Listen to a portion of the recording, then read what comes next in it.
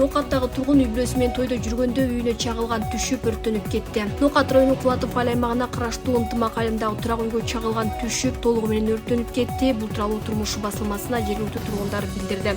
Алардын айтымында окуя кечээ 8-июлда болгон. Үй ээсине жардам берүү жолун издеп жатышат. Ал эми Кулатов айыл өкмөтүнүн башчысы Сатарали Миңбаевдин айтымында үй камсыздандырылгандыктан анын акчасы жардам катары берилет. Өрт 8-июлда түнкү саат 12:00 чамасында болгон. Чагылган түшүп өрт тутанып кетиптир. Бактыга жараша ал үй бүлө баары тойдо болушкан, деди Миңбаев. Өзгөчө кырдаалдар бөлүмүнө өрт тууралуу кабар түшүп, Кызыл Кыяш шаарынан өрт өчүрүү кызматы барган. Көмөктөшүп коелу, кайдыгер карабайлы. Ысык көлдө мыйзамсыз диний үгүт жүргүзгөн 3 чет элдик жаран кармалды. Ысык көл районунда Слово Божье диний кыймылынын мыйзамсыз диний пропагандалык ишмердүүлүгүнө бөгөт коюлду. Бул тууралуу УКМКнын басма сөз кызматынан билдирди.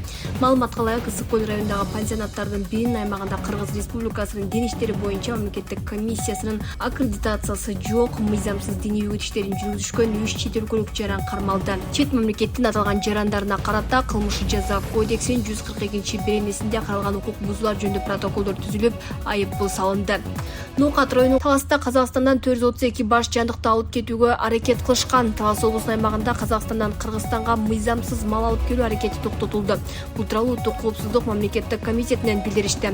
УКМК тарабынан Талас облусунун аймагындагы Кыргызстандын Казакстан менен чек арасында контрабандалык ишмердүүлүктү аныктоо жана бөгөт коюу боюнча жүргүзүлгөн ыкчам издөө иш-чараларынын жүрүшүндө Казакстандан Кыргызстандын аймагына майда жандыктарды мыйзамсыз алып өтүү фактысы токтотулду. 2024-жылдын 4-июлунда Талас облусунун Манас районуна караштуу Кайыңды айылынын чек ара тилкесиндеги Кыргыз Республикасынын жарандарын кармашты. Алар Казакстандан Кыргызстанга мыйзамсыз түрдө 432 баш майда жандыкты алып өтүүгө аракеттенген.